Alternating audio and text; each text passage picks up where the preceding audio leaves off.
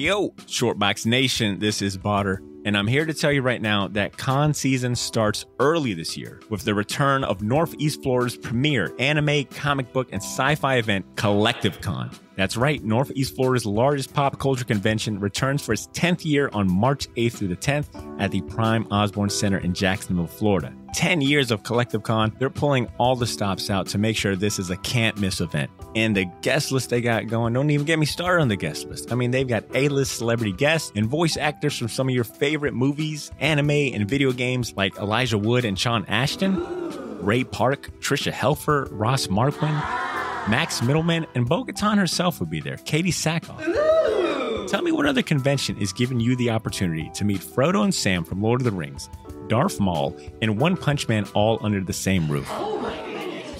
Only at Collective Con.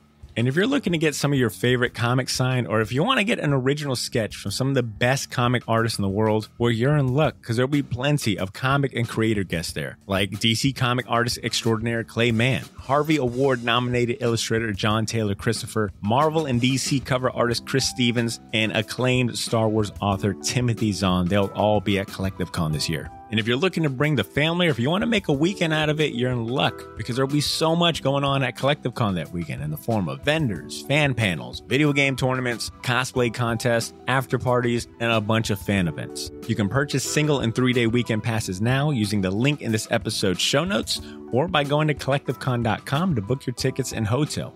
Buy your tickets now, and I'll see you at Collective Con, March 8th through the 10th. Now let's start the show.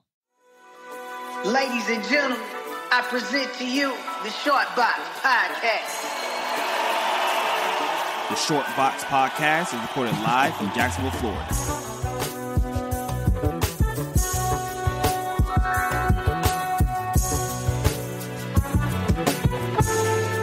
Yo, Short Box Nation. Welcome back to the podcast. If you're new, welcome to the show. This is the Short Box Podcast, the comic book talk show that brings you the best conversations about comics and pop culture inspired by them.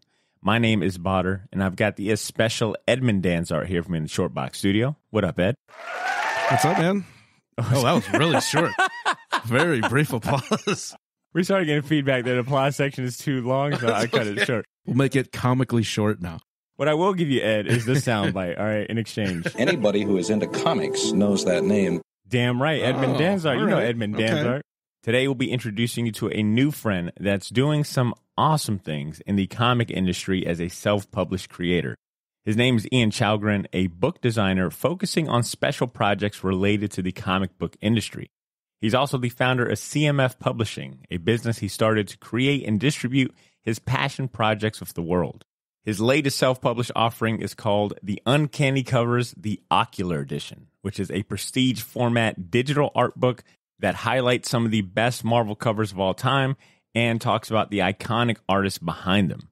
If you've ever purchased a comic strictly for the cover, this book was made for you.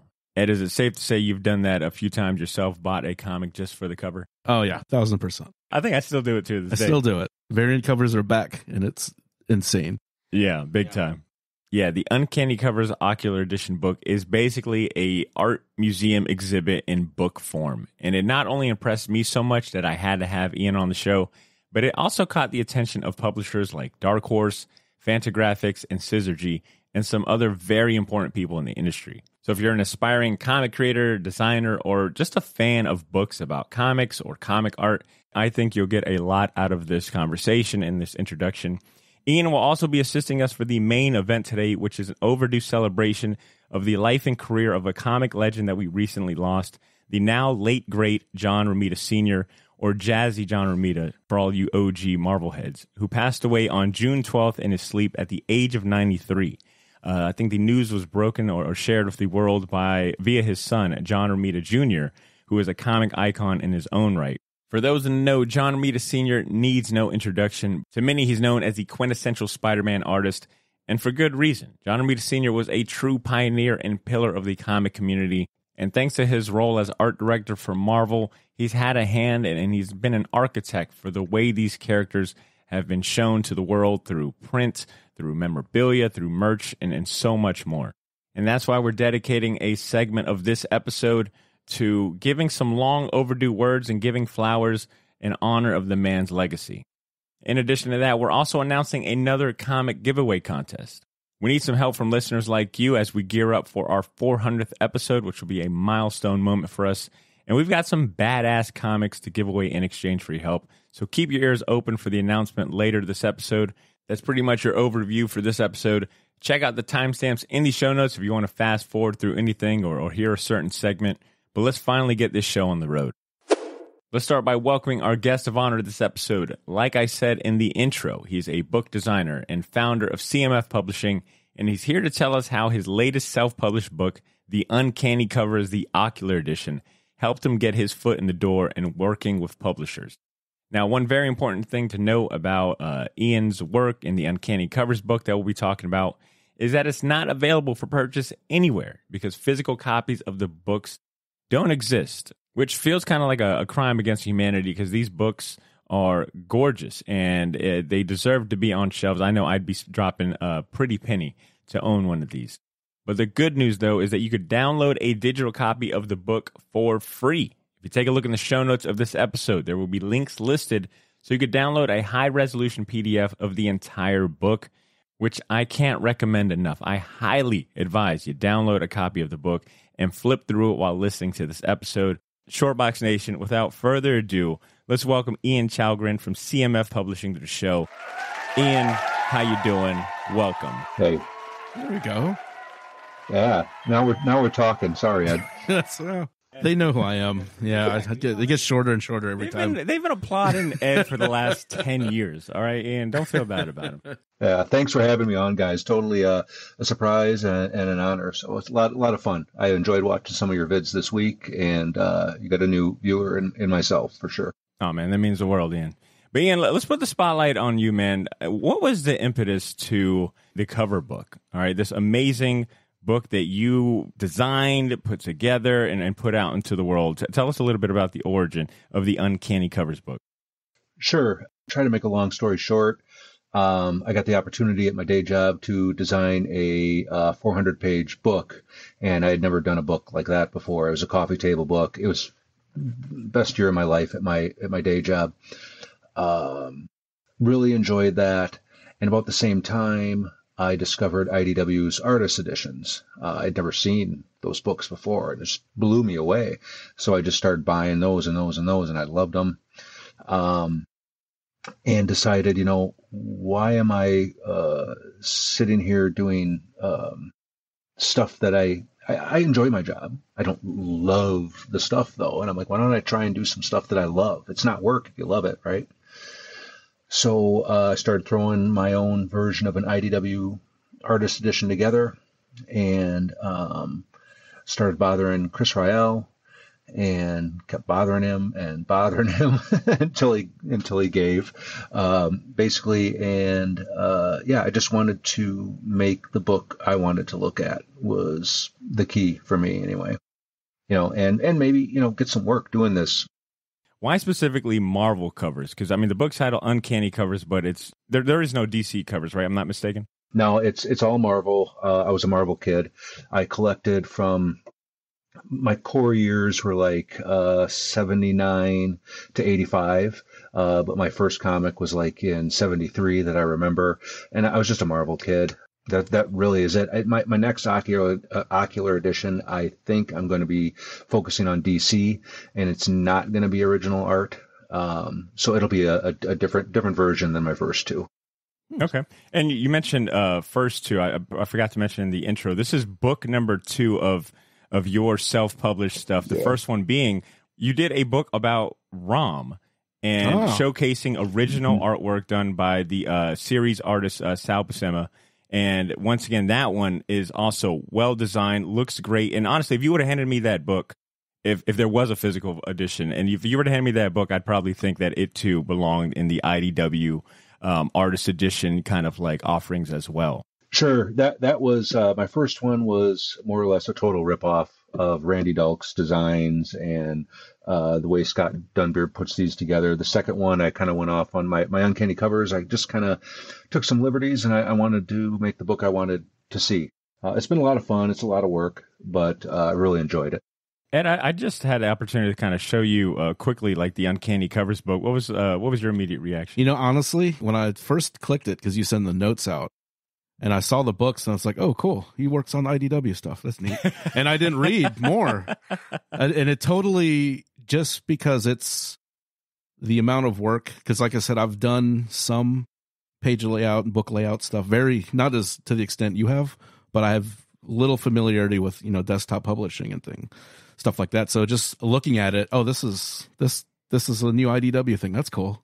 And then he's like, no, read it. It's not. It fooled me. But it's done so well, and I'm just like kind of going through your bio and stuff, because I was going to ask about the typography and if you actually did the typography, or like what did you do? And I've read that you've worked in this field pre-digital desktop publishing, so you were doing like paste ups and things like that. And is there a correlation between showing like the original art? Because I love seeing like those IDW masterworks, because you can see the paste ups, you can see like the coffee stain, you can see like the actual almost skeleton of the before the finished work. So I don't know if that had that tied in with your own career, because seeing that you've kind of predated the digital, like it's way easier now, but you were doing the stuff back when you had to cut the stuff out and take a picture of it and do all the really, really hard stuff.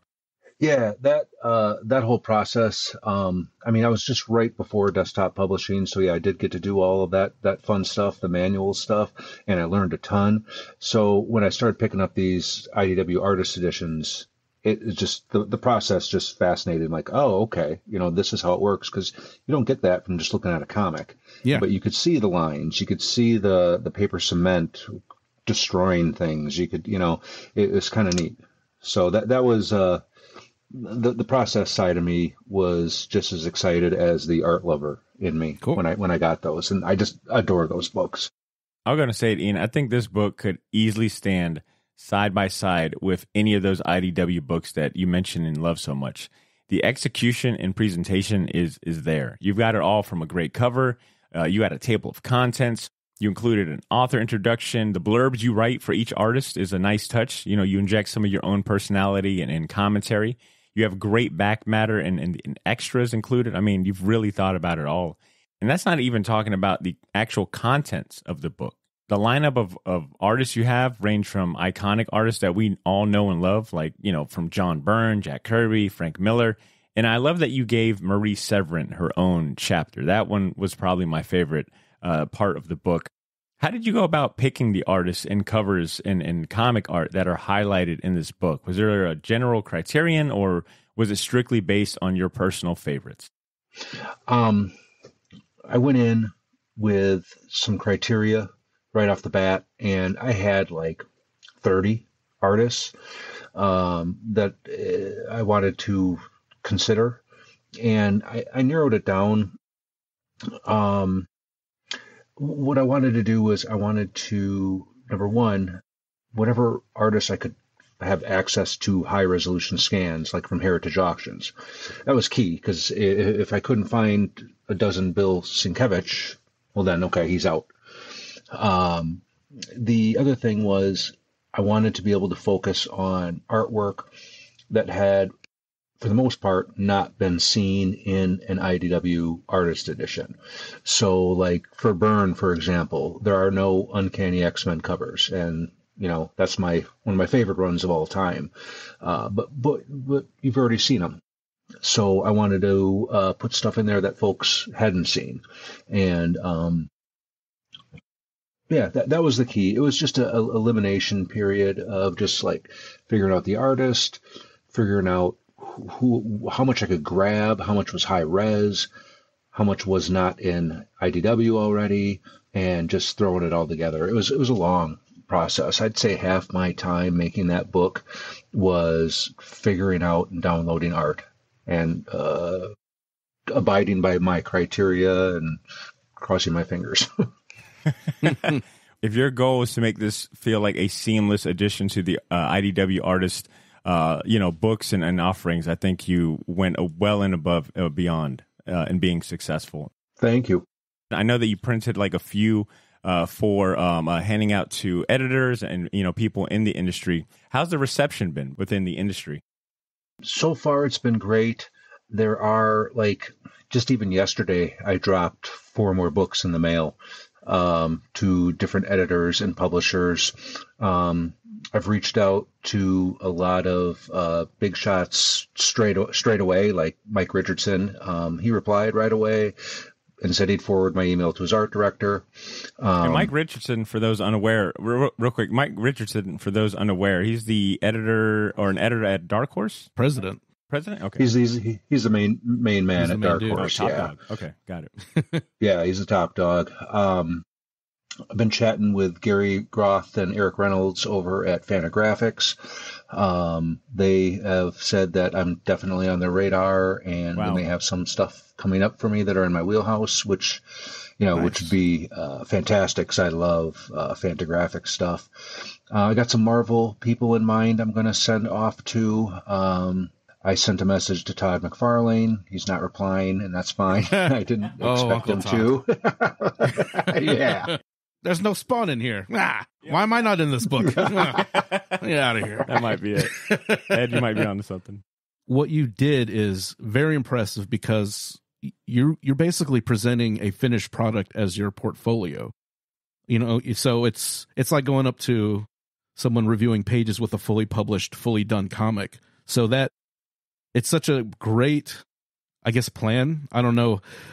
Just to basically, you're showing the publishers, I know how to do pretty much every part of the process. I can lay the book out. I can thematically come up with what the book will be about. I know how to get this print ready to go.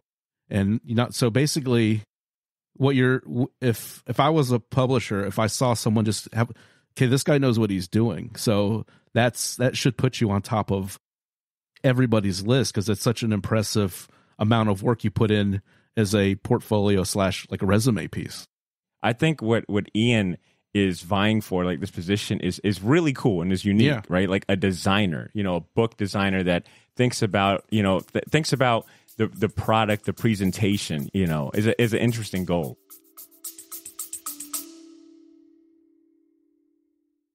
Yo, this is Botter. Sorry for interrupting this episode, but I'll keep it brief. I wanted to let you know about a massive sale we have going on over at the Shortbox Store on all of our merchandise and apparel. That's theshortboxstore.bigcartel.com. You can now save 20% off your entire order using the discount code YOO, Y-O-O. So if you've been waiting for the right time to finally buy that gauntlet snapback, or if you ever wanted to buy any of the shirts you see me wear on the podcast, well, now's your chance to get them for a steal. We still have a few sizes left of everything, but they won't last long, and once they're gone, they are gone. And then I mentioned that all of our apparel is screen printed on high quality material. None of that heat transfer or direct to garment stuff. Our shirts are some of the most comfortable ones you'll ever wear, and the hats look even better in person. So wear your support for the Shortbox Nation proudly, knowing that you're going to look damn good doing it. Get to theshortboxstore.bigcartel.com as soon as you can, and don't forget to use that discount code YOO, Y-O-O, to save 20% off your entire order. All of this information can be found in this episode's show notes if you want to get there faster.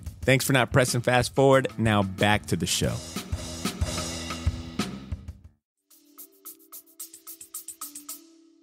I've had stuff online. I've sent people PDFs.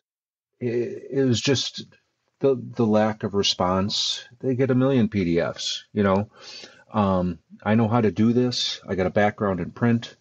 I can write. My mom still tells me I should be a writer. I just felt like, and I had some extra cash working for Chris Ryall, and doing some comics and stuff for him. Ian, who is Chris Ryall, for those unaware? He is the ex-president, publisher, and chief creative officer of IDW. He left IDW, and I was pinging him for a few years, and he'd always reply. And then he started his own thing, and I got an email from him out of the blue, and I'm like, yeah, man, let's do it. So it's been about over a year now. But Chris has been super empowering, just fantastic. Does him and Ashley Wood still have some kind of company together? Wait a minute. You got the shirt on, man. The Syzygy. Oh, nice. I think it's called the company's called Syzygy, or the publishing arm, right? Yep. Syzygy, right now they've got Ashley Wood does his thing, Chris does his thing. Sometimes they come together and do things. There's some comics that I've worked on for them. They've got a book coming out with a different designer, Sean Lee, who's fantastic. And then I'm working on one book for sure with Chris right now, and there's two other ones which would be my dream freaking job, which of course I can't say anything about. That we're just kind of waiting on someone else to say yes. But yeah, Chris has been great. Can I show you some of the stuff right now that I worked on for him? Sure. You like what we won't say no? Okay, so there's something coming up in November. It's called Self-Help. It is a kind of a crime body double kind of thing, and it is written by Owen King, Stephen King's son, and Jesse Kellerman, with art by Mariana Ignazi, colors by Fabiana Mascolo, and I get to do the design and the lettering for the whole thing. It's cool. I've read the first two issues. It's super neat. I'm really excited to be part of that. And then the other stuff that I've worked on with Chris is, have you heard of All Against All? Yes. It's Alex Packnadel. I'm butchering names here, man. That's all good. We do that all the time here. But kind of our shtick. Yeah. The trade paperback, I think, comes out next week, but I got my comps on that. Hitomi is one that I worked on with Chris. Is awesome. Syzygy has a lot of really interesting titles, and one consistent thing I've noticed is the art in all of them are badass, especially like the covers and the thought to like design itself. The covers are amazing. And what would be some advice you would give to people looking to do something similar, which is leveraging their existing talent and, producing a product and putting that out into the world in hopes of, not only as a means of self-expression, but also getting your foot in the industry and, creating like a unique and a noteworthy portfolio, like Ed was saying. Like, what advice do you have based on the experience that you've had so far with getting this book printed in small quantities and dealing and messaging and emailing editors and getting feedback? What words of advice do you have? Do something different that other people aren't doing. That's the message I've been getting from a lot of these people I've reached out to. Just kind of like Ed was talking about. They're like, man, no one's done this before, do something different. Just keep bothering them. I broke Rael down. He finally gave up. He's like, okay, right, dude. Jeez. He's like, if it means not getting 500 emails an hour, yes, you can work for me. Used up all my Gmail space. Right. Yeah. I got lucky with Chris Rael because he's a nice guy and he doesn't have an ego. We're about the same age. So as we got chatting, we're like, oh, that was my favorite. Well, that was my favorite. And it really helped that we had a lot in common. And it also helps that he's very, very well connected to other people. He's the one that sent Gary Groth an email and said, hey, check out Ian. He's pretty cool. So do something different, be persistent, and be positive. I try not to whine in my emails at all, like, oh, poor me. Those would be my big things, Curious, you said you were lettering on one of the comics. Are you doing hand lettering or digital or a combination? Bad lettering can make a beautiful comic look bad. You can have the nicest artwork, but bad typography, bad lettering, and that's just coming from, I guess, my design background, but bad typography, bad lettering can really make the most beautiful art look unprofessional. So I was just curious if that was a avenue you would like to pursue, or would you prefer to do more of the design part of things? I am a Adobe Illustrator nerd. I've been using Illustrator since like 1992. It's my favorite software. I know it inside and out. And when I learned that that is the software that letterers use, I just sent an email to Chris and I'm like, man, I think I could do this. He said, I was thinking the same thing. So I bought a book by Nate Picos, who's a letterer on like everything. His book, any aspiring letterers out there, go get the Nate Picos lettering book. It's amazing. I basically used that book to letter my first comic, which was, these just came out last week. So I did, it's a 2-story thing through Syzygy, and I lettered the Dreamweaver stuff, and then Ashley Wood does all his own stuff. But these are just the two variants. Oh, cool. I also took a class with Taylor Esposito, another big-time letterer out there through the Joe Kubert School, just an online class, and learned a ton from Taylor. I enjoy it, but it is so much more difficult than you think. Like, Sure. Putting the word balloons in places that that flow and don't cover up art is just, I was blown away at how time-consuming it is. I think by the time I got done lettering that first comic, which was only 12 pages, I figured out my time and I made $3 an hour. So, not even kidding. I enjoy it. I like it. Struggle is real. Right. Yeah. I'm going to continue lettering the Tales of Suspense for Chris, and I'm going to continue lettering the self-help comic for Chris, but I don't know if my heart is in the lettering. Sure. But much respect to the letterers out there. I bow my head to that. I had no idea. Hell yeah. And Ian, I think we'd be remiss if we didn't mention that among the positive reception that your books have gotten you, among those is a spotlight from good friends of the show, the cartoonist Kayfabe Boys, right? Like I believe you sent a copy of the Uncanny covers to Jim and Ed, and they actually spotlighted that in one of their videos, right? Yeah, they're huge in me doing what I want to do. They do what they want to do, and they're like Ed calls them the jobbers. Like, these guys aren't jobbers; they're doing what they love, and it is so inspiring. So when someone reaches out to me for a book design, I don't want to just be the designer.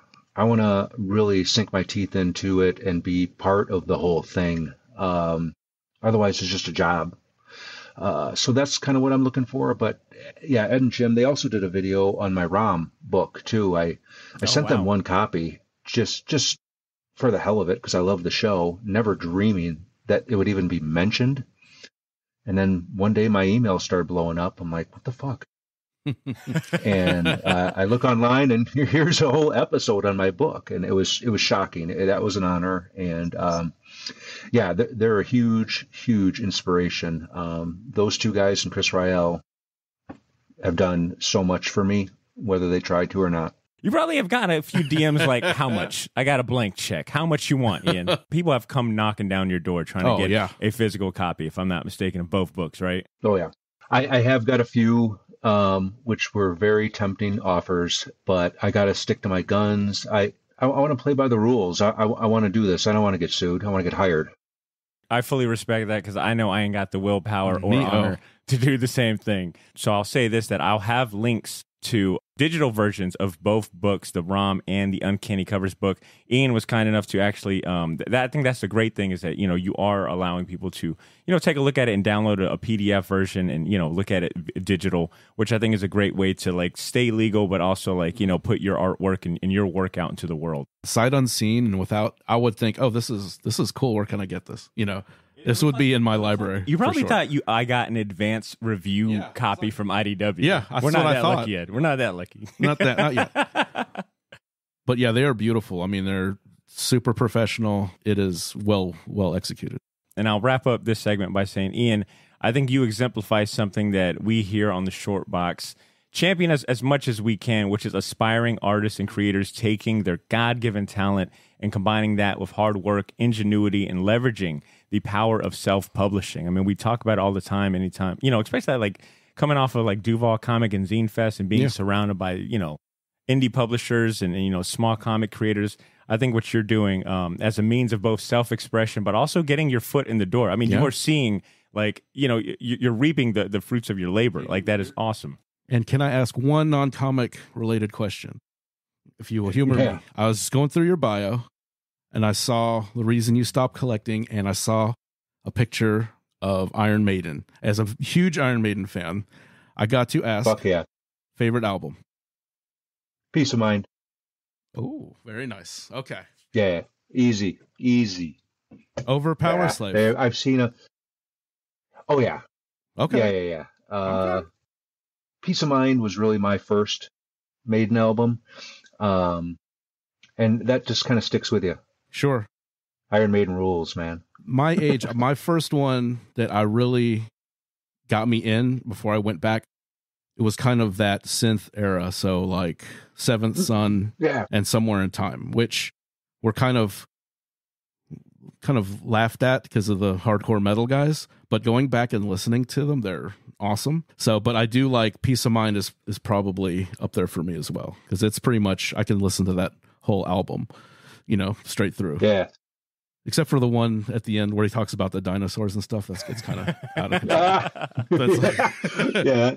When dinosaurs rule the earth. It's like, okay, take it easy. But like Fly to Icarus, that album's great. Ed, we're going to have you sing on the show more often. That was good. That was beautiful. All right, gents, how about we get into our main event? Let's talk about John Romita Sr. And before we dive in, I do want to give one slight disclaimer. Someone like John Romita Sr. obviously deserves a very comprehensive, full artist spotlight. For today's intents and purposes, I think the focus of this conversation will be on his work with Marvel, specifically Spider-Man, and just really our personal relationship with Romita and his work. So we won't be diving into the full, extensive history and career that he has just yet. We'll do something like that in the future.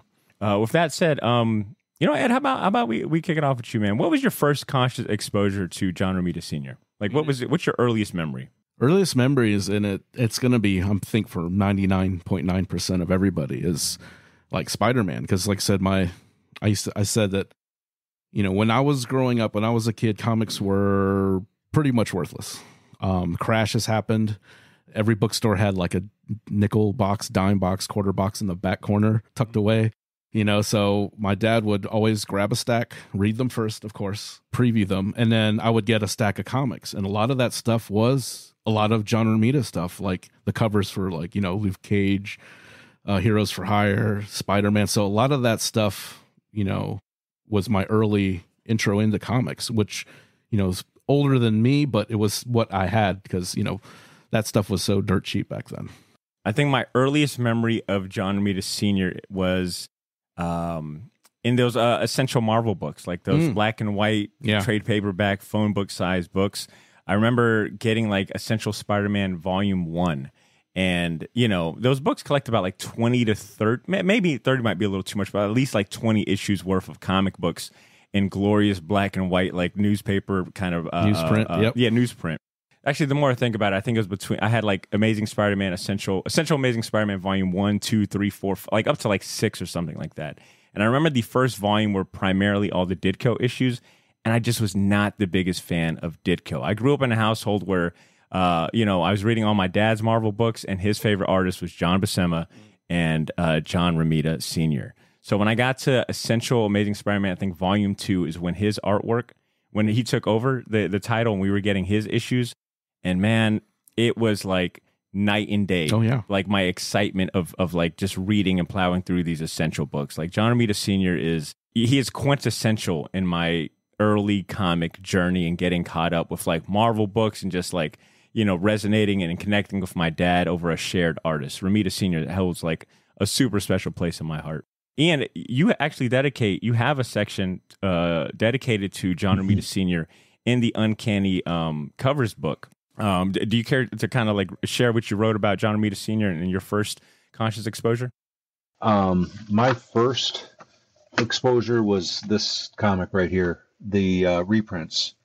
I just adore this cover. I just think that's badass. For any of our audio listeners, that was it looks like that was Marvel Tales. Marvel Tales 47 with the Vulture, the Spidey Super Stories. This is one of my first ones, but my favorite Romita cover of all time is this guy, Astonishing Tales number 22, featuring It.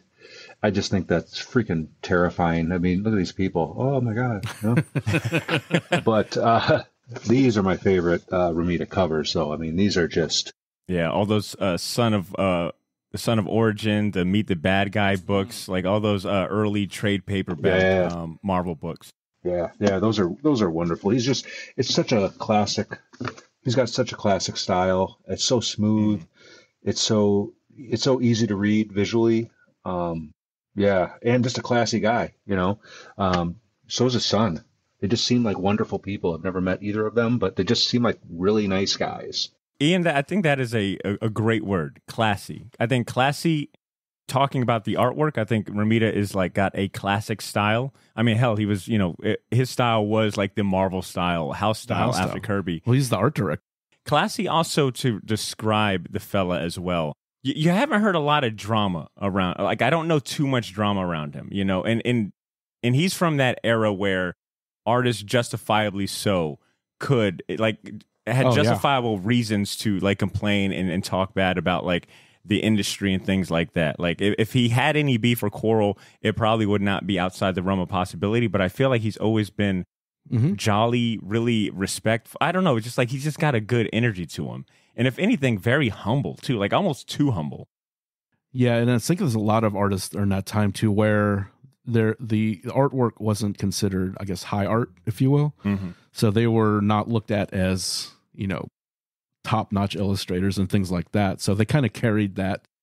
A lot of them carried that chip on their shoulder, And like I said, I watched an interview with him, and he said that, everybody thought it was the end of comics because he lived through he's been around like a lot longer than I thought. He survived the whole seduction of the innocent where the government shut down a lot of comics. And he was saying that, we were expecting comics to just eventually go away, have a big party, and do what's next. We were not expecting this industry to last. And working in that with that kind of blade over your head, basically this industry can go away at any second. And the fact that seems always pleasant. There's one thing that I thought he threw some shade. Even when like Stan kind of did him dirty a couple times, he still had nothing but good things to say about him. And there's one thing, and I can't prove, but he's saying that he made this blanket statement that the 70s artists didn't fill the gap. That's, what I was disappointed in. It's like they basically took these higher paying jobs and they did not keep the comics. They did not fill the gap between his generation and into the 80s. And the only person I can think of is Neil Adams, is the only person I can think he could be referring to. But I can't say that for sure, but I'm 70s artist, the one with the most, like conflict and and definitely the gravitas and conflict causing polarizing figure. But yeah, that's the closest I get. And he didn't even drop a name. And this was like, 10 years ago. So he had nothing to really gain or lose from it. So I guess his son, John Romita Jr., was doing a few interviews. I was looking at the New York Times article or Tribune about John Romita Sr., and maybe they interviewed his son, Jr., but Romita Jr. said, the man had no ego. That kept us on the ground, end quote. So, I mean, to even hear it from his son, and his son speaks so highly about his dad, too. Like, no ego. I think he also tells stories of, like, family vacations and trips where his dad is like, talking to them about storyboards and, Spider-Man issues and getting their ideas and, I guess incorporating even some of those ideas from Junior at a young age, which I think just kind of paints the picture of a man that loved his job and it became a family, family business. I'm stealing Cesar's joke, but he's not here to say it. But Cesar had a great remark in terms of John Romita Sr. that he was such a great Spider-Man artist, that he gave birth to a great Spider-Man artist. That's how good he was. But who draws a completely different style. Yeah, and you kind of have to. I mean, you can't draw like Pops. Yeah. And yeah, I've heard just from that is like he really, I think, lasted so long, and being an art director, and everyone, like I said, no one really has bad things to say, at least from what I've read. Same. I could not find one. Like I said, there's not a lot of drama, controversy, like attached to him. It sounds like he did his thing, and I won't even say like fizzled out, but he kind of just like took a bow and, like retired kind of peacefully. It sounds like, even though like there are some, like I think he did in 2014 he did like a Superman cover when his son took over the title. Like there's like little bits of like covers and works that he did up to in modern times, but not a lot. Yeah, and I think he embraced that, especially kind of being an art director and kind of being in charge of everything. I think he really enjoyed it. It seems like everyone said he enjoyed that kind of mentor role, teacher/mentor role.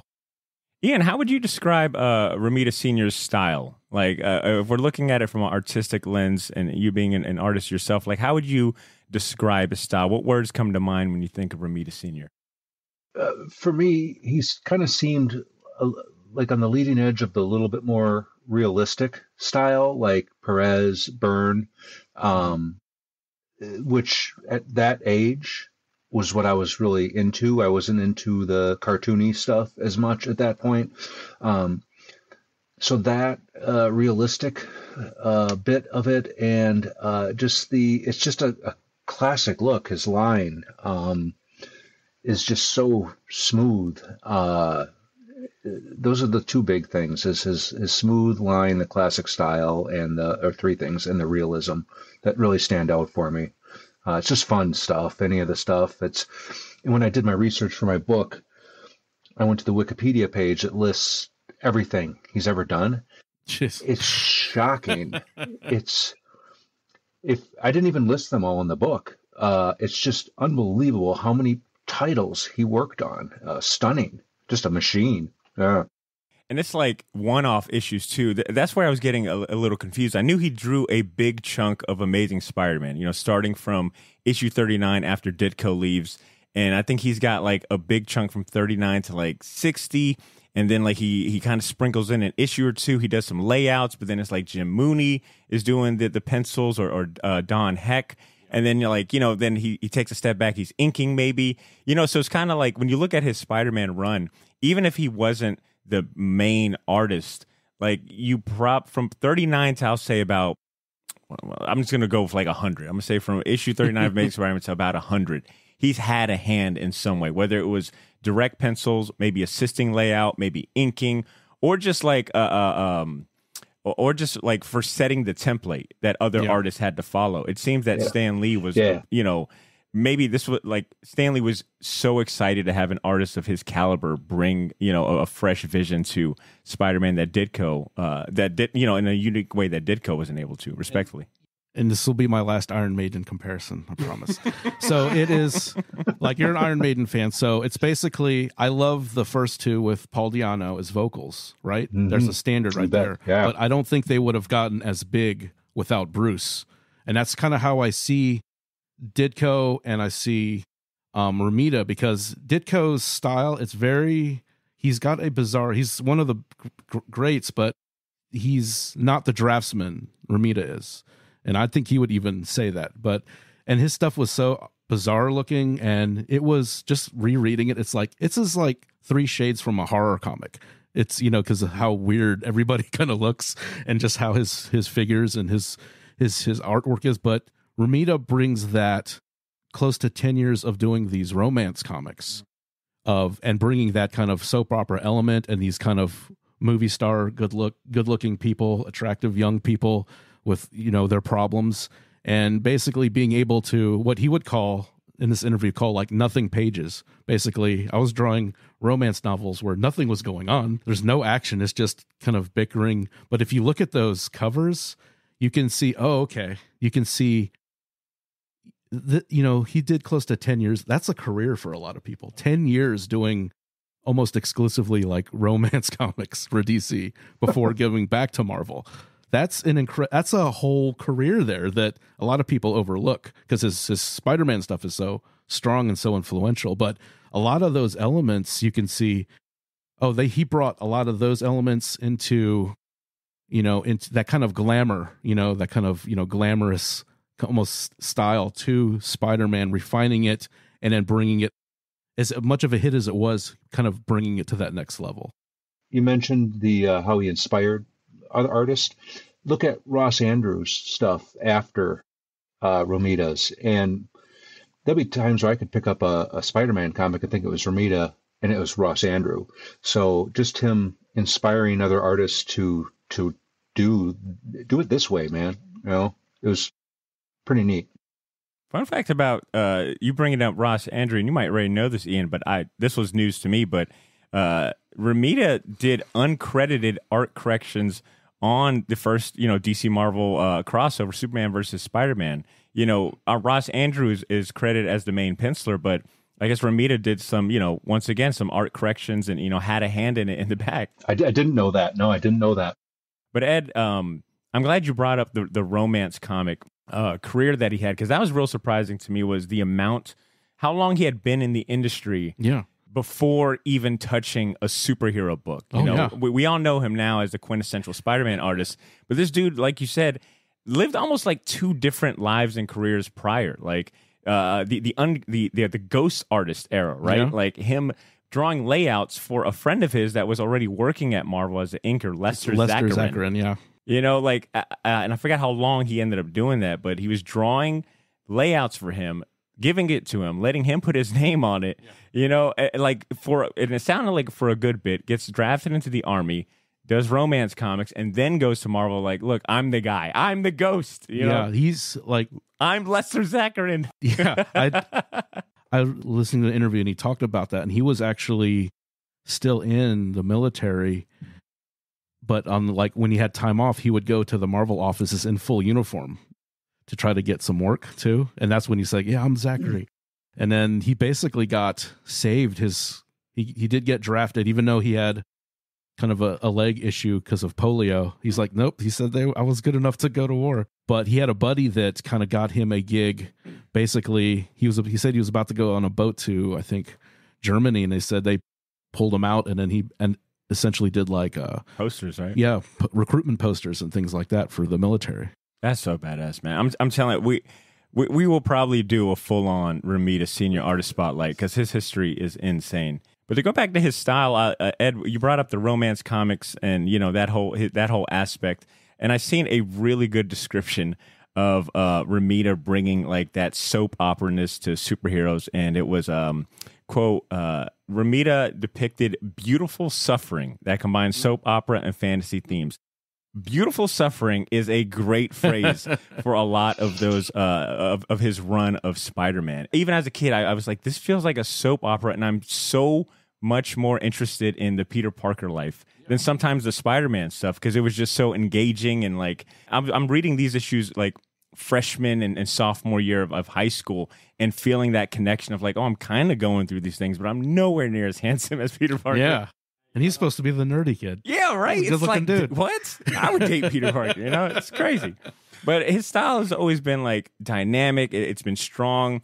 Agile is a great word, I think, to describe him. And I think it's a word that he would probably use to describe himself. I've seen an interview where he was talking about, if you're drawing, he said something to the effect of like, if you were an artist drawing Spider-Man and you're drawing him standing up or on the floor, then you're wasting Spider-Man. Static, yeah. Like he's got to, like, you have the opportunity to draw a character that is in dynamic poses and different perspectives and, kinetic, like you have the opportunity to insert so much kinetic and energy and movement to the character that like you'd be wasting and doing a disservice to the character if you aren't doing that. Yeah, he would say that if when you're doing what he would call like, non-action pages, nothing pages, you have to still, it's your job to still make it visually interesting. Like even his, like the romance covers and stuff, you'll see that a woman in the foreground crying and doing like a dramatic hand over her forehead. And then you'll see a couple like smooching in the background, and she's a single tear. Like I said, his composition on that stuff and his covers, and like I said, he became like the cover guy. The amount of iconic covers this man has under his belt is insane. I mean, some of the ones that come off the top of my head. First of all, his first issue of Amazing Spider-Man, which is 39. So immediately after Ditko leaves, and just think about like the pressure there is coming after Ditko, right? Like being the first artist of Spider-Man. after the co-creator leaves, right? Like the amount of pressure, someone that has already defined the character for a generation. Now you've got to come in and do your own thing. And I think he even says that like there was a lot of pressure for him, and he tried to stick as close as possible to Ditko as he can, kind of even like subverting his own style and his own quirks. But off the bat, issue 39 is that famous cover of Green Goblin flying. And he's got Peter Parker in a torn Spider-Man suit and civvy clothes, like tied up. Yeah, he's got like that's such an iconic cover off the bat. Yeah. That's your first cover and your first foray into the character, and it's like okay. And I told you, he's done things from issue 39 up into the hundreds. Issue 50, Spider-Man No More, iconic, right? Like how many times have we seen that homage? We've seen that homage to death. And the list really goes on and on. When I think of 70s, I think of things like Woodstock. I think Jimi Hendrix. I think like student activism, like student protest. And I also think Spider-Man, because I think it has all of that. Like he did such a good job of encapsulating the time period that it feels like more like a historical book than a superhero book at times, especially when you're like seeing the positions and drama going on in Peter Parker's life and how well drawn and realistic that feels. I see that too, but like a lot of times when I look at it, and even when I look at more modern Spider-Man artists, like his work doesn't look as dated to me. No, it's a classic. There's that fine line between old fashioned or dated and then classic. It's a fine line. And like I said before, I love Todd McFarlane, but his stuff, I look at his Spider-Man stuff and it's like, oh geez, that's super 90s. It's like, I know when this was made. But like Romita's stuff, and like I said, he had that longevity too, but his artwork can fit almost any era of comic books. It's just a pristine, clean, like a beautiful style. Yeah. And you've got I'm flipping through your Romita section of the book, and you've got some of the covers you've got on here, like Defenders number 10, which features Hulk and Thor squaring off. You've got some of his lesser known stuff, like you said, Astonishing Tales number 20, featuring It, kind of showcases his ability to draw like monsters and big kind of creatures and designs and things like that. And obviously a bunch of amazing Spider-Man covers, like number King Size Special number 6, et cetera, et cetera. You've got a cover on here that I didn't know was a Romita one. It's Captain America and the Falcon number 139, and it shows Steve Rogers from a back profile. So we just see the back of his head, but on one side he's got the Captain America outfit. On the right-hand side he's got the like a cop uniform, and I think this is the issue where Steve Rogers got to decide if he wants to be Captain America or goes full-time civilian to be a cop or something. But it reminds me of like Spider-Man number 50, Spider-Man No More, that iconic cover of Peter kind of leaving behind the suit. And I bring up both those examples because even at the cover stage, Romita has a way of like drawing or inserting a lot of drama into it. And those two covers in particular don't have any action. There's no super villains on the page sharing it. Like it's strictly like a moral dilemma going on for these characters. Just the stature, the gesture of Steve Rogers, his shoulders are kind of down. He seems sad. He's trying to make a choice, and that's not easy to capture. He could have just drawn big superhero shoulders, and here's this big tough guy, but he nailed it. Yeah, right, with his arms up. but he nails it. He's a master. But Ed, do you have any favorite covers or panels or standout artwork by Romita? One of my favorite ones ever is another Mysterio one. It's I think 142, where you see the back of Mysterio and he's holding his head up, and the line is going like through like where his head would be, and he's holding the fishbowl head over his shoulders, like Headless Horseman style. Oh, that is man. So cool. What a cool idea. Awesome. And what a cool angle. Yeah, what a great perspective that is. Wow. And it's one of the ones that kind of stuck with me that I really like. And of course I love the Luke Cage Hero for Hire. It's not an exciting one, but just the way that the costume kind of pops, and they have the red background of kind of like almost like his origin story in the background, but like all like kind of saturated in red, and then his figure's just on top of that, and that yellow just like pops off of the cover. I thought really like that. And did he design Luke Cage's costume? Do you know? I believe so, yeah.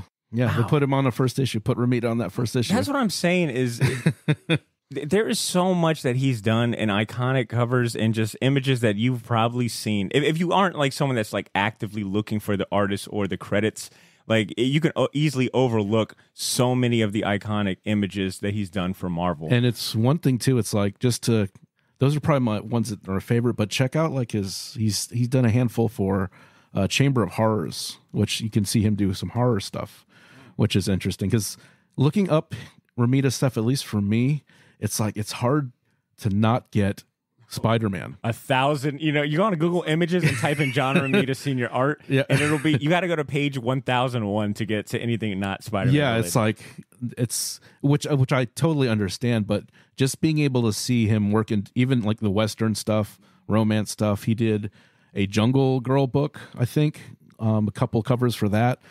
I forgot which one. There was so many of them back then.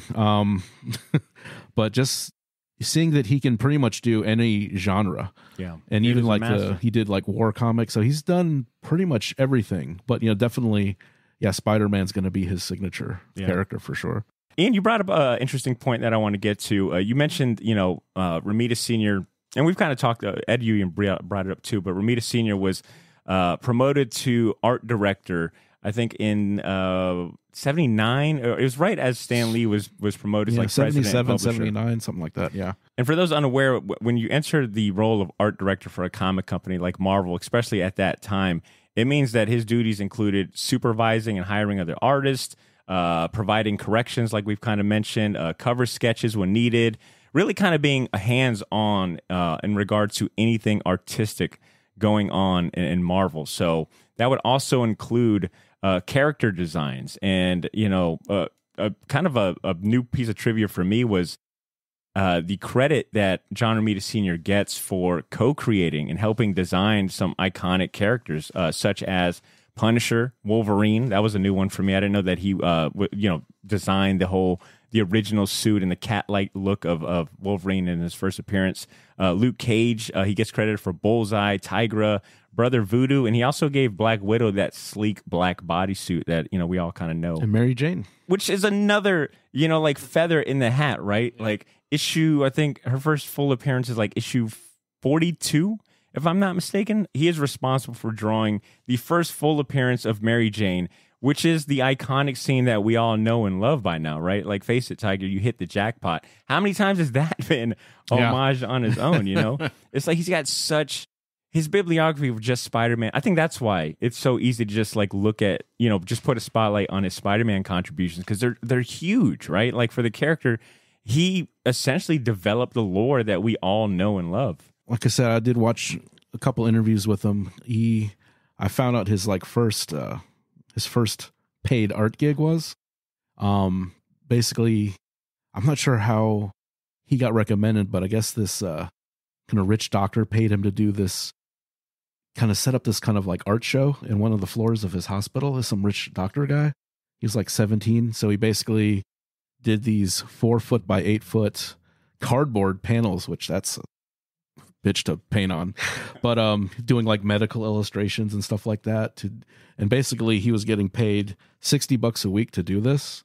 So it's basically 4 by 8 cardboard panels on like wooden frames for this kind of medical themed art show this doctor wanted him to do.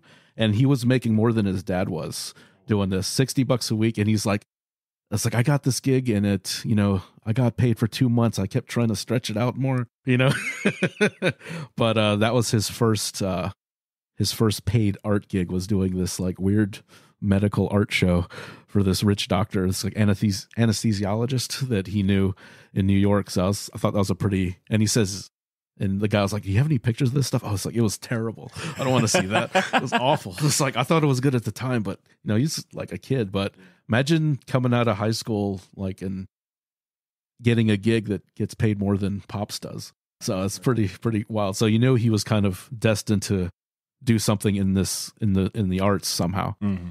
That art director role meant that his style was the house style for Marvel. So things like merchandising, like it was Romita Sr. Like everyone was to base it off Romita Sr.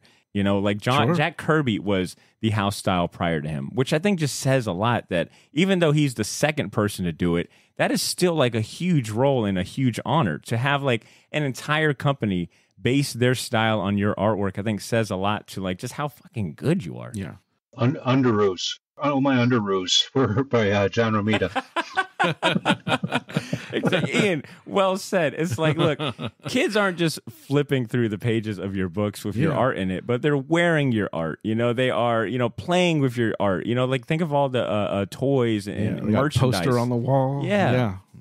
Like it makes sense why for so many people his artwork is the quintessential Spider-Man, because it's just like his style graced so many things. It's like even if you probably aren't into comics, like I said, if you're someone from a certain age, I think it's safe to say if you grew up in the 70s, especially the 80s, if you saw anything Spider-Man, it was probably a good chance a Romita Sr. Spider-Man. With all this praise they were giving him, one of the most interesting things I found was how humble the guy was. Like I said earlier, almost like humble to a detriment. In a few of those interviews, he talks about like, feeling, less than great because he came after, like your Ditkos and Kirby's. I'm trying to find this. You got to think about like whose footsteps he had to fill, like you said, like Kirby with, I think, Fantastic Four, he had to come in and do some stuff. Buscema, and then like Wally Wood and Daredevil and like Steve Ditko, like three of arguably the top comic book creators of the era, and he's shoulder to shoulder with them.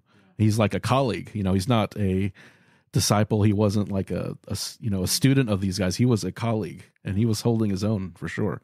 And he was able to transition from like freelance artist to office and basically made a entire career, which I think a lot of those guys didn't know how to smoothly make that transition, or they would burn a lot of bridges, or so he actually made that transition to office and was able to have such longevity in this business. Well said. Yeah, Romita on a few different interviews, but one in particular from 2002 for the Comic Reporter, he actually like details his regret of not being a part of like that first generation of professional cartoonists. Like he always felt like he was, once again, like coming in second place because he wasn't part of like that OG set of names. And I got a quote here I wanted to share from him from that article. He says, "No matter what success I've had, I've always considered myself a guy who can improve on somebody else's concepts." He said, "A writer and another artist can create something and I can make it better." And apparently I did not copy or paste the rest of that quote, but it just goes to the rest of the quote is basically him saying like, I'm always improving other people's ideas. I'm never basically the one to come up with said idea.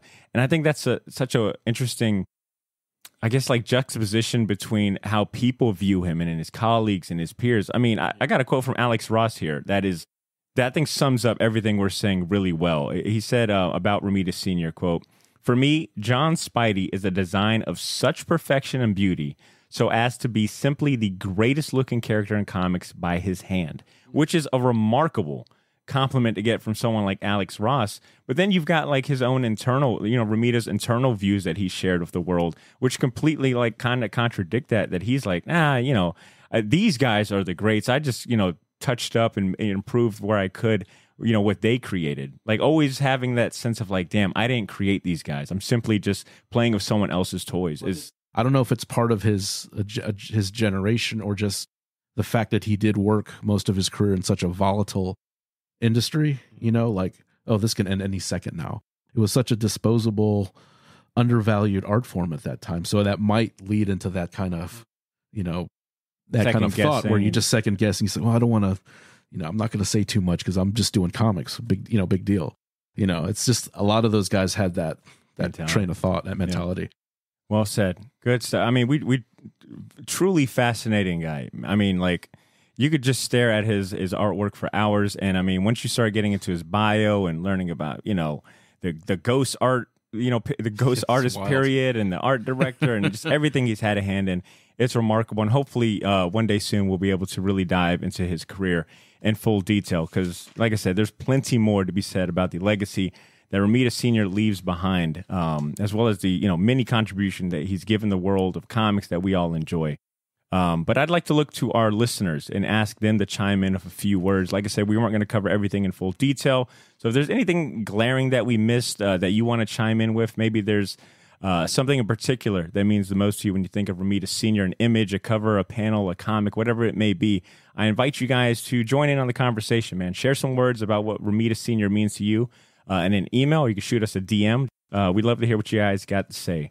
But I think it's a perfect time to move into our next segment, which is our Fistful of Comics. Here we go. You can either have a mouthful of tea or a fistful of comics. Fistful of Comics is a segment dedicated to helping all you comic-curious newbies and loyal Wednesday Warriors find the best new comics, upcoming titles, and fresh starting points that you can't afford to miss. And as always, down to help us with that mission is our friend Ben Kingsbury, the owner of Jacksonville's premier comic shop, Gotham City Limit. He's compiled a list of the top 3 comics you can't afford to miss next month. So if you're someone looking for the right title or starting point to get into comics, we got you covered. Let's get some music going and see what he's got for us this week. All right, so Ben has gotten really good at creating a theme for his picks lately, and I'm all here for it. I love the creativity. And this week is no different. I'm not going to spoil what the theme is, but I will say there's a few image number ones on here that piqued my interest. You guys know how I feel about image number ones and those being like easy recommendations for new comic readers. So here's his first pick of the week. Good morning, good afternoon, or good evening, Short Box listener. I'm Ben K, representing Gotham City Limit, Jacksonville, Florida. You know what? Let's just go ahead and take it to the limit. What would you give up for a better tomorrow? First up, Image Comics presents Sacrificers number 1. Right off the bat, this is an Image number 1, which means it's worth picking up regardless of the story. And throw in Rick Remender as the writer, think Low or Deadly Class, and this has a making of a hit comic. Tomorrow is a harmonious paradise thanks to the 5 families who make everything perfect. But what is their sacrifice? Theme for the day, the grass is always greener on the other side. There we go. Theme for today, grass is always green on the other side. And I'm going to echo Ben's point. You can never go wrong with a Rick Remender joint if he's writing it. And if it's a new image number 1, that's a win-win. All right, next up on Ben's list is another image number 1 that I'll go ahead and say I think I might have found my personal favorite out of these 3. But I'm going to go ahead and let him tell you all about it. Here's pick number 2 from Ben. Next up, Image Comics presents The Cull, number 1 of a 5-part series. One of my personal favorite Marvel runs over the past 5 years is Kelly Thompson's 2020 Black Widow run. It's a must-read for any Black Widow fans. However, back to The Cull, Kelly Thompson promises to bring some Something is Killing the Children horror vibes mixed with a little Goonies adventures. 5 friends are about to find out that one of them has lied, and it will change their lives forever. Remember, the grass is always greener on the other side. Ben, 10 out of 10 theme this week. And great choice as well. The Cull number 1 comes out August 16th. I'm just going to go ahead and say it. This is my, I co-signed this pick. This cover looks amazing. Something so grabbing about this cover. Can't wait to check it out. All right, and last but not least on Ben's list, this one kind of harkens back to a few episodes ago, Ed, when we were talking about the whole Frank Miller cover art controversy. Oh, yeah. Well, that book is finally coming out. Here's Ben to tell us all about it. And last but not least, Ghost Rider Wolverine, Weapons of Vengeance Alpha number 1, presented by Marvel Comics. Does anyone write Wolverine stories better than Benjamin Percy? Nope. Am I a little biased because his name is Benjamin? Yep. But back to the story, though. Let's head back in time to the first ever meeting between Wolverine and Ghost Rider, and it's primed for a first appearance to boot. The Weapon X program is back, and this time they are playing with hell itself. All I have to say is, the grass is always greener on the other side. Well, another week is come and gone, and I'm still Ben K, representing Gotham City Limit, Jacksonville, Florida. Remember, you don't have to climb mountains or run Coliseum steps to find the best comic shop in Jacksonville. With great power comes great responsibility, and always take it to the limit. That one's, but I do like the Coliseum dig is pretty funny. It makes up for it. That is definitely an inside Jack's joke from our Jack Space listeners. But once again, that was Ghost Rider and the Ghost Rider Wolverine Weapons of Vengeance Alpha #1 that comes out August 9th. And what I'll say about this is that we talked all about the Frank Miller cover art controversy and people talking shit about it. But there is a George Perez Wolverine variant to this that looks amazing. Like, I did not see this cover, and I don't know if I've ever seen George Perez draw Wolverine. This might be my first time seeing that. I don't know how much of the X-Men he's drawn, but I might have to pick up this variant. He did some covers for the Byrne run. So like 128, the Proteus saga. He did a few covers. So I would imagine there's a Wolverine on there. But I'm looking at that cover, and that I gotta get my hands on that. That looks awesome. Sorry, so listeners, once again, just to recap, Ben's top 3 comic books for the month of August are The Sacrificers #1, The Cull #1, and Ghost Rider Wolverine Weapons of Vengeance Alpha #1. I already said that my pick out of these 3 is going to be The Cull #1, strictly for the cover. Kelly Thompson as the writer. I'm not familiar with this artist, Matea de Lulis. I think that's how you say his name.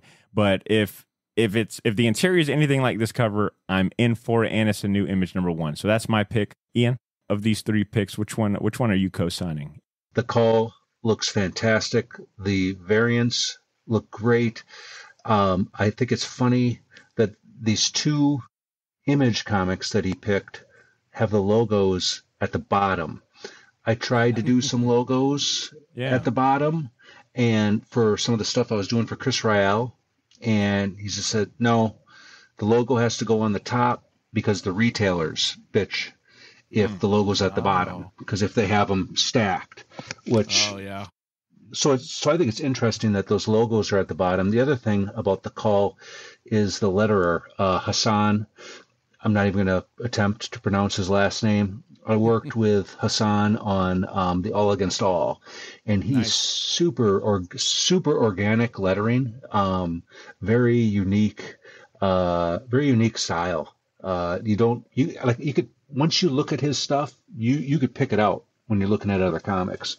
My last comment about the Ghost Rider Wolverine, I got to get that Perez cover. That's stunning. And the Frank Miller, I love it. I absolutely love that image. I like it better in black and white than I do in color. If you go look for the black and white image, it's much cooler than, I don't know what happened with the color there. It's just, I don't know. It's not doing it for me. But the Cull looks cool. That's my pick as well. Hell yeah. Ian, ladies and gents, Ian Chalgren, a.k.a. our John Byrne X-Men correspondent, our comic cover design correspondent. Good stuff. All right, Ed, what about you, man? Which one are you co-signing? It's a clean sweep. It's the Cull. I'll probably getting, because I like Rick Remender, and I always think he has interesting... Wait, the Cull or the other one? So the Cull, for sure. But I'm probably going to get the Rick Remender as well. Got it, the Sacrificers, yeah. The Sacrificers. There's a free comic book day issue of the Sacrificers that came out. If I got it, I'll let you borrow But the Cull definitely sounds the most interesting out of the 3. Good stuff. All right, listeners, as a reminder, Ben's picks will be linked in the show notes. So if any of those pique your interest, or if any of the commentary, colorful commentary you provided piques your interest, check them out. And make sure that you get your pre-orders in with your local comic shops now. Like I said, these are books for that are coming out in August, so you'll have to get your pre-orders in here in the next week or 2 for final order cutoff. And remember, even if you don't live in Jax, you can still take it to the limit. Comics, collectibles, and exclusive variant covers that you won't find anywhere else are available on GothamCityLimit.com. I think the latest Gotham City Limit exclusive that I want to mention is they have a run of what is it? Okay, here it is. They got this run of Edge of Spider-Verse #3. So I think the second appearance or the first full story appearance of Spider-Boy. They have a limited run of 667 copies, which is an interesting number to go by. Drawn by Tyler Kirkham. These are available on the Gotham City Limit website. If cash is a little tight, we are doing a giveaway for one of these. And I'll mention the rules after a music break. But those are your 3 options for today. Big shout-outs to Ben over at Gotham City Limit for providing those, for always being a good sport, and for such a great theme as well. And Ian, I'm going to have links in the show notes for people to download both books of yours, the Uncanny covers, as well as the ROM book. I have links to the website. But do you have anything else that you want to share with the listeners? Any upcoming projects or anything of the sorts? Feel free to shameless plug away. Sure, thank you. Just want to represent Syzygy, Chris Ryall's, and Ashley Wood's imprint. They've been so great to me. Like I said, I got some books that I'm working on. Everything's secret. I don't understand the secrecy in this industry. I just want to tell you. One of them, well, two of the books I'm working on are be super, super cool. I think I can say that one of them is an artist edition. A real one, but it's not for IDW. So I'll say that and leave it alone. I don't want to get fired before I even get started. You know? Do you know the amount of guilt I would have, Ian, if you got fired because of us? That would break my heart. I'd be like, no. That'd be so ironic, too. The fact that I got him on the show to like spotlight this great thing that he's doing on his own, and he took us out. What the hell? Yeah.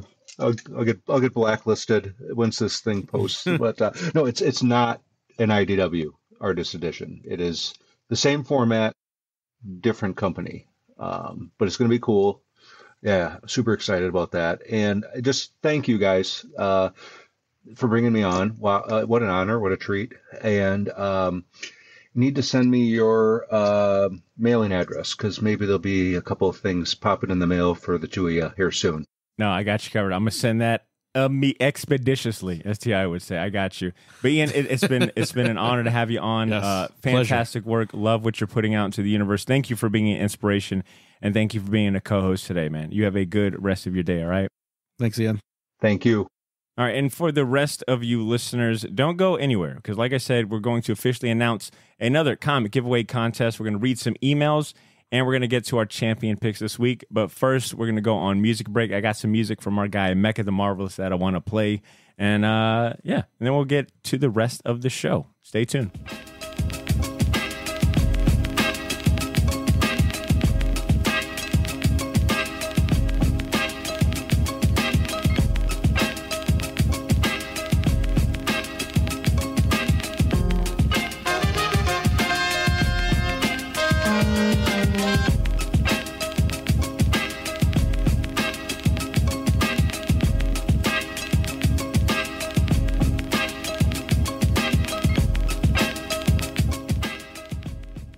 And we are back. Once again, that was music by Mecha the Marvelous.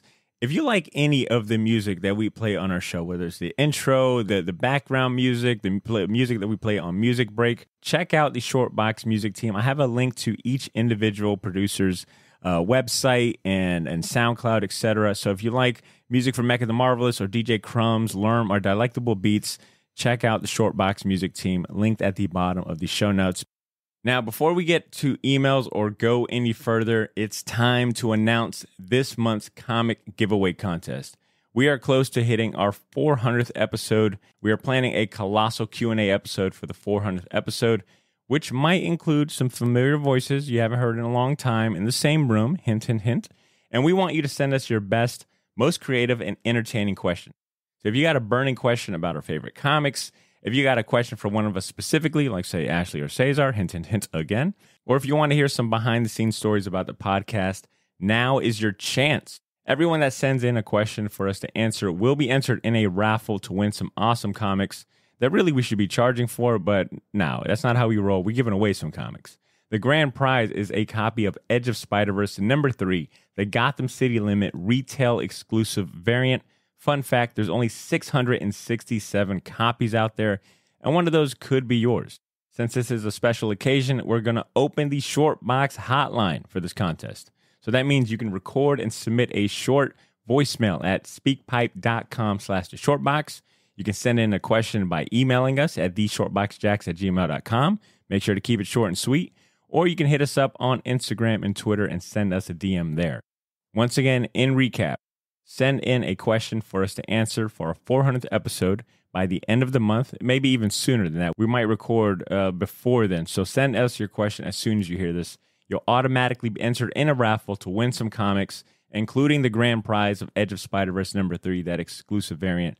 You can email, leave a voicemail, or DM us. Links for everything I just covered will be in the show notes. Get those submissions in as quick as possible. I'm looking forward to seeing what we get. With that said, we do have some emails to read today. Ed, we got some fan mail from our glorious Shortbox Nation. And the first one we're going to start off with is the newest member of our Patreon community. We got a new member, and that is Captain Bruce Squid, who goes by Chris Jinks. And he's going to get a round of applause Captain Bruce Squid for making one of the best financial decisions of his life this year. Good investment. Yeah, great investment. Sound investment. I mean, what's the name of that? A financial guy on TV? Something Kramer? Mad Money of Jim Cramer, right? Even Jim Cramer would agree that investing in our Patreon is a smart financial move. All right. So big shout outs to Chris Jinks, aka Captain Bruce Squid, for not only becoming a member of our Patreon community and helping us, keep the lights on and helping us keep this podcast going, but also for submitting the first email that we're going to read today. Captain Brew writes in and he says, "Yo, what up, Shortbox Patreon Nation?" Feels pretty good to say that. First time joining a Patreon, and it was a pretty easy to join yours. You guys put in the effort, and it shows, and provide awesome entertainment throughout my work week. I'm normally gone for about 4 days a week, so any way to get my geek on is appreciated. After the Flashpoint episode, I had to go back and reread it. It's been a while, and I found a copy pretty cheap at my local shop. Scarecrow Year 1, Books 1 and 2, and Superman Doomed. That's all I have for now. Thanks for all you do. I'm assuming those are his champions of the week. Have you heard of any of these? Scarecrow Year 1 and 2? I didn't even know Scarecrow had a Year 1 and 2. I haven't read them. I've seen Superman Doomed. I spelled Scarecrow so wrong. I tried to... What? Google didn't even know. I was like, what the fuck?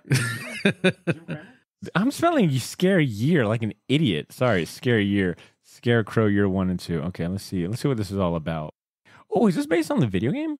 Bruce Jones and Sean Murphy? Whoa. All right, that's worth checking out. All right, yeah. Color me interested. So this is a 2-issue series. Came out in 2005.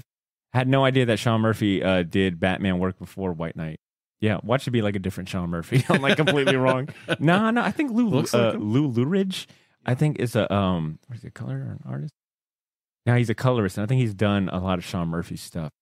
Okay, good fucking champion. Yeah. Wow. Joined the Patreon, gave us his money, and was still humble enough to give us some good champions. Which one is Superman Doom? Is that where he becomes like a Doomsday? Yeah, the Doomsday virus thing. I've got a soft spot for Doomsday, man. Like, Doomsday is one of my favorite. A memorable character. Yeah. He's just a complete bad. Remember, you know what it is? It's because the Superman Nintendo game. Was it when he punched the guy into space and then Superman is like, hey, what happened? Oh, this guy punched me through space. Well, there's a scene in the video game where the first level you play as Clark Kent Superman, and then you fight Doomsday, and then there's a scene like I think as you beat him, he gets back up, and there's like a little, what passed as a cutscene for Super Nintendo where they both like punch each other. Yeah. And then they both die. Yeah. And I remember as a kid like thinking, whoa, like a moment like that where it caught me off guard. And it was like years later that I'd actually read the comic, and it was like, oh, that was in the comic book. Oh, that's crazy. Okay. Good stuff. All right, Captain Brew. I like it. And welcome aboard to the Patreon as well. All right, we got another email as well. This one comes from Matt Godwin, who joined the Patreon as well a month ago. It seems like a very Patreon or a very patron-heavy email section today. Interesting. You think it's a conspiracy, Ed? I'm not saying that. Just that was interesting. You think I'm sending other people's emails that are non-patrons to like my spam folder? Just it's a coincidence. You can't prove it, right? Yeah, I don't know. I don't have access, so All right. It's coincidence. This one comes from Matt Godwin. He sent it via DM on Instagram and told me I could read it on the next pod. He wrote, "Yo, Shortbox team. Sorry for using the incorrect greeting last time." What did you say last time? I think you just said like hi last time. And like I guess what he's noticed is that everyone that emails always uses my catchphrase yo. But he goes on and writes, "No prompt, so I thought I'd write it." Yo's a catchphrase? That's just one word. That's a catchphrase, goddammit. Okay, all right. What you want me to do? Yo, it's got eight O's. Yeah, that's what it is. The unnecessarily extra 8 O's are the other words. I treat it as 2 words. All right, he writes, "No prompt, as I thought I'd write in the champion a couple things and maybe prompt you instead." Oh, the tables have turned. Firstly, I read Little Bird, and that book was absolutely beautiful. I love the story arc and uncovering the layers within, and the art was phenomenal. Secondly, nice house on the lake. Been reading more horror thriller, and this is up there with the best I've read so far. It is really awesome. He goes on, now I started my comic journey as a DC fanboy and now deep into indie stuff. But more often than not, it's all manga. I can feel you on that. I was needing some inspiration for Marvel and extending my Marvel collection, so would love some reading recommendations. Keep up the awesome artwork. And then he writes in, I think this language is called Maori. He writes Hairara, which is Maori for farewell. P.S. Sorry for stitching you up and making you read Maori. Well, I guess the fact that I already can't spell or pronounce English words, I mean, you know, this kind of, it sounds like I'm trying to pronounce an English word, but let's see how it's properly said. I didn't know, I'll be honest, Maori is a new language for me. You ever heard of that, Ed? And that is a New Zealand language for anyone. Oh, New Zealand. Okay. Yeah. Because Matt Godwin's from New Zealand. He's the New Zealand. He's guy. our signature and token. He's our token. So that's international like the Aboriginal language. Maori, is that the Aboriginal language? Matt, go ahead and school us on that. Or I'm sure we could Google it, but it's a lot funner when our listeners. Ooh, here. I found a video. Haidera. Wow, that's not even close. Haidera. Haidera. Okay, you learn something new every day. All right, yo, this is why we need more international awesome. listeners, right? School us on to some like new words. So that was from Matt Godwin, and his question is, so he needs reading recommendations for Marvel. He's trying to step up his Marvel reading game, and he needs some recommendations. Ed, what are some titles and must-read Marvel stuff that come to the top of the head? Oh, man. I gave it to you first because I need time to think real quick. I forgot all about this part. I would say Daredevil Born Again. Classic. For sure. Okay. Let me see what I can think of. Okay. If you've never read Infinity Gauntlet, the original series, I highly recommend that. Look into Jonathan Hickman's Marvel stuff. You can't go wrong if you do his Avengers run that leads into New Avengers and then Secret Wars or Fantastic Four. I think if you start with those two, maybe the Avengers one because it leads into Secret Wars and there's a big payoff. I think you'll thank me. You'll be sending us an email saying thank you. Marvels, just Marvels, written by oh my God, Kurt Busiek and artist Alex Ross, who actually does the interiors as well as the artwork. You know what? Actually, start with Marvels. All right, you want to start with Marvels because that's going to give you like the context and the history of the Marvel universe in a more modern and like a self-contained story. Would you agree, Ed? Like that's a good start. Yeah, definitely. Yeah, so I'd say Marvels by Kurt Busiek and Alex Ross. And then if you want to get into the sci-fi, a little more heady and very prose-heavy storytelling, go into the Avengers Hickman run. Spider-Man stuff. I mean, shit, we just dedicated a whole episode basically to Spider-Man. I would say try to find any of those collected books featuring John Romita Sr.'s Spider-Man runs. You can't go wrong with the iconic stuff like Death of Gwen Stacy or any of the Green Goblin stuff. Probably that first couple trades of the Miss Marvel. The G. Willow Wilson stuff, right? The one yeah. Oh my God, everything's starting to come back to me. I should just look at my freaking shelf all around me. Okay, here's some more for you, Mac. All right, and for I guess anyone that's like, I want to get into some new Marvel stuff. Here you go.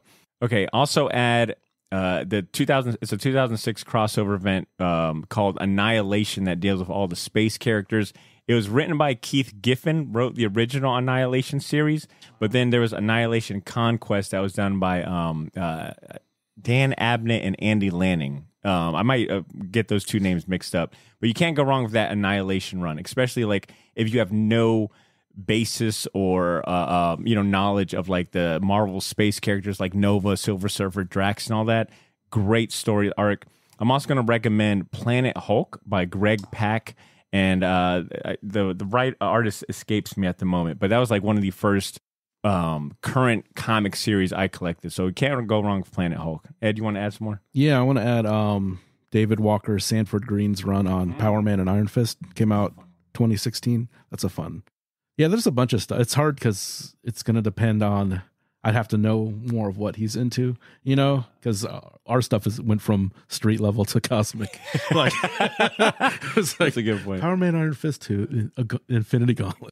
That's a wide berth, but yeah, depending on the kind of just like I said, if you want to write back for sure, like please send us like some of your favorites, and then we can give you a better.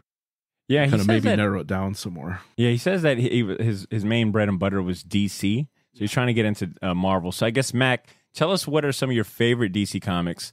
Yeah. And then I guess if you're looking for any particular vibe, and if you're wanting modern stuff or more classic stuff. But I think based on what we've given you so far, I think that's a good start. You can't go wrong with Marvels or any of the Hickman Marvel stuff. Annihilation is like a classic. Planet Hulk, some of the titles that Ed mentioned. Yeah, I think those are good. Oh, Immortal Hulk too. Oh yeah, that's the current one. That's like phenomenal. It just wrapped up. Yeah, good stuff. Lots of good. There's plenty out there. All right, so those are our emails. Big shout outs to Chris Jenks and Mac Godwin for the emails. While you brainstorm a good question for us to answer, we're going to go ahead and slide into our final segment and tell you about the best entertainment options, comics and non-comics that we've been enjoying since the last time we talked. It's time for Champion Season. It's time for Champion Season.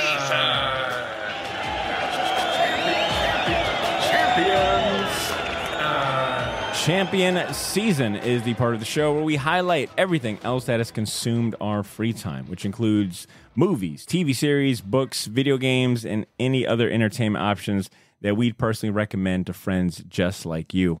Ed, how about you do us the honors? Kick us off. What you got to champion? I got a few. I'll do a music one first. And this was a very pleasant surprise. I was not expecting this. This just dropped a couple days ago. Juvenile did a Tiny Desk concert, which is incredible. Dude, I swear to God, this was on my list as well. Really? And there was a part of me that was like, I don't know, is our listeners, are they on that? Are they on that like that? I'm glad that you brought it up because I'm going to go ahead and co-champion this with you. It is, like I said, I love that series. I think there's some good ones. Hip hop with live instruments is very, very, it's hard to beat. He had, when you're bringing out like people from the Louisiana Philharmonic to do Back That Ass Up at the end, it's pretty awesome. Special moment. It's funny because I did read the little blurb, like when they describe it, when they first asked them to do it. It's like, what the fuck is this? No, get out of here. Well, from my understanding, it was a user on Twitter was like, hey, Juvenile, you should or it was tagging one or the other, like, hey, you should do Tiny Desk. And Juvie was like, what the fuck is a Tiny Desk? Hell no. And I think enough people like reshared it and there's like a little campaign, quote unquote, going on to get them on. So this was kind of cool that you got to see its inception in a like, how it's just awesome, like the time that we live in where one tweet could just result in something iconic as this, right? And I think it's the only one that has had an encore. Because they do it, and it's funny. Back that ass up twice with more energy. You're like and they actually go into the crowd, which I don't think I've seen before. We got to see Peggy from Finance like backing that thing up. I was like, whoa! And it's so funny because the credits start rolling, and then you hear one more time. He's like, "Want to do this one more time?" He's got like at least eight up to 10 musicians on there, and he's bringing in like you said, like the strings. Yeah, he's bringing in like other Grammy award-winning musicians. It's awesome. Yeah, Trombone Shorty comes in the last couple of tracks. It's an incredible performance. I feel like Juvie told him, if I'm gonna do this, I'm sure not censoring shit. No, because I won't lie. Normally, I feel like the artists, especially rap artists, tend to pick the more radio-friendly choices. He didn't, but Juvie did all of it. Like the radio stuff that we all know and love, like some deep some B-sides, and did not censor shit. No, and it's not too long. It's maybe under 30 minutes. It's probably 20-30 minutes. It is such a very fun performance, high energy. Especially in that setting, because I've watched a handful of them. The hip hop ones always stand out to me. I think this one and the Big Daddy Kane one was probably my favorite because you get a lot more. You seem to get a lot more back and forth with the crowd in those, and it's fun. It was like I watched it twice. It was awesome. I was like, man, this is great. You know what was not? What was not on my podcast bingo card this year? Was teaming up with you to champion a Juvenile Tiny Desk. That's awesome. I will recommend though, Ed, if you've never seen the Anderson .Paak one, it is. Yes, that's a good one. Oh, okay. Yeah. Word. So you're up on these. Yeah.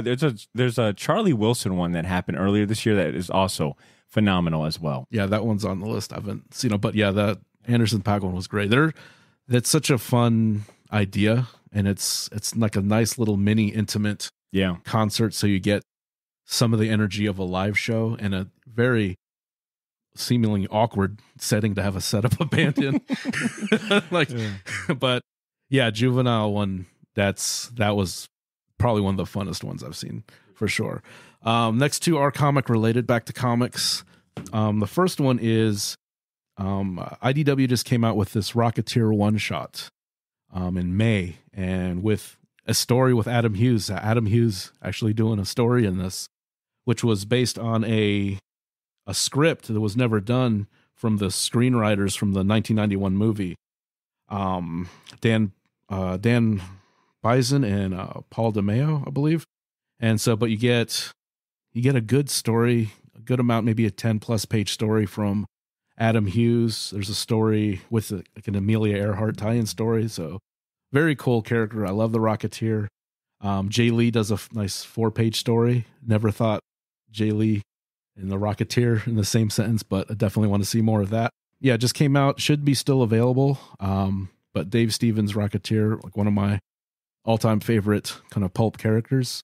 Definitely check that out.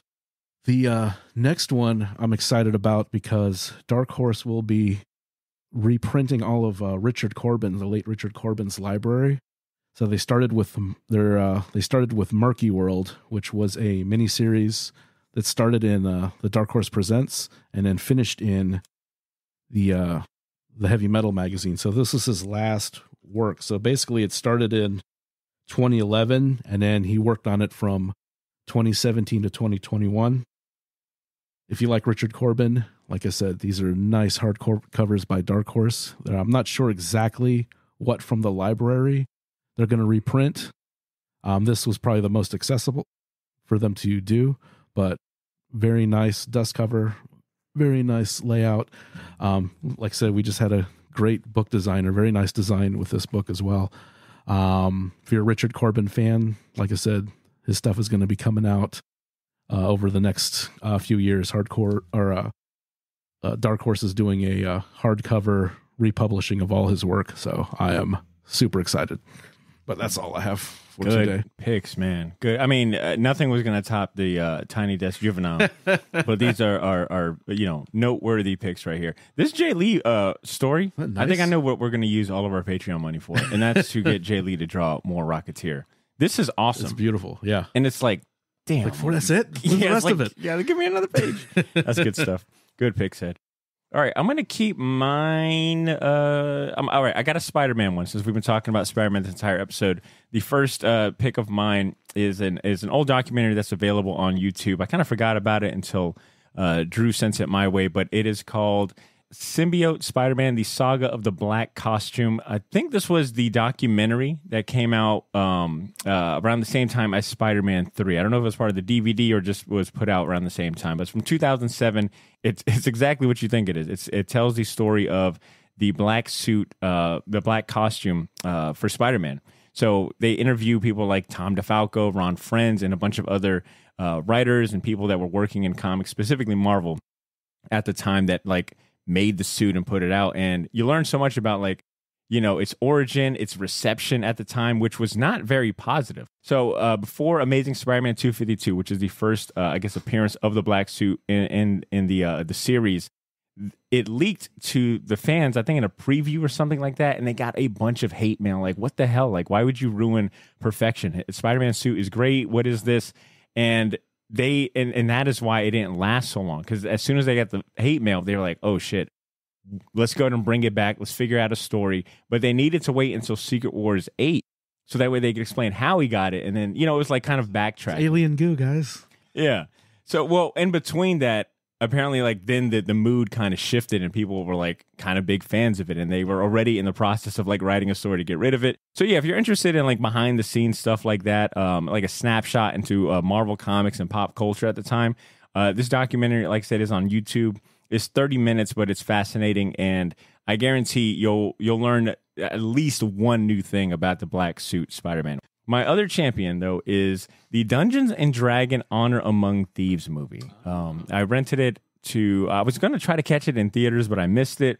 But Amazon Prime has it available to rent for $3-4. Oh. Rented it, loved it. You don't have to know shit about Dungeons and Dragons. This is essentially just a fantasy heist comedy movie. I think if you're into Dungeons and Dragons, there's probably plenty of Easter eggs that you could be like, oh shit, they mentioned this from the game and you know, this from the lore. But just as a casual fan, it's a fun movie. It's got a lot of heart. It is really well written. Like, the jokes are well thought out. They don't feel too cheap. I mean, granted, you know, there's a few moments where it's like a little corny, but overall, well written plot, great character interactions. Like, yeah, it's just really inviting. Just a great cast of characters to you. Long story short, check out Dungeons and Dragon: Honor Among Thieves. It's only like $3 or $4 right now on Amazon Prime, but I guarantee you it is well worth your time. And those are my champions, and that is the end of a very long recording today, but a very fun recording, man. It was awesome to meet Ian and be inspired in that regard. Like I said in earlier, I'm going to have links to those 2 books that he put out, the Uncanny Covers book and the ROM art book. Ed, it was an honor to be able to talk about John Romita Sr. with you. Always a pleasure doing artist spotlights. It's got me thinking we've been stalling our feet on a new artist spotlight episode. We just got to do one. All right. I miss doing them.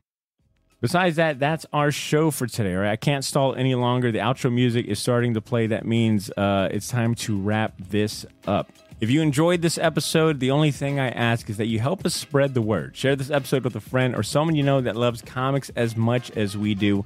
And if you're feeling extra generous, go ahead and leave us a 5-star rating and review on Apple Podcasts or Spotify. It won't cost you nothing, but it really does mean a lot to us, especially to promote the show and you know, encourage new listeners to check it out.